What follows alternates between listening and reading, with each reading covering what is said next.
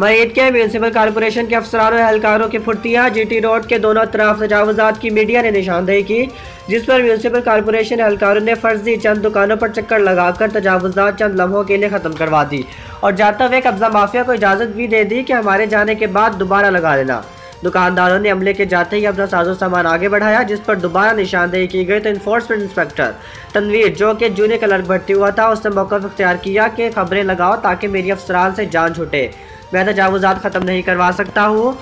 और मरीद के की ताजर बरादरी और शहरियों ने वज़ीर आज़म इमरान खान और वज़ीर आला पंजाब से मुतालबा किया है कि जिन अहलकारों और अफसरान की मिली भगत से तजावुजात करवा कर शहरियों का जीना महाल कर रखा है, उनके खिलाफ नोटिस लिया जाए।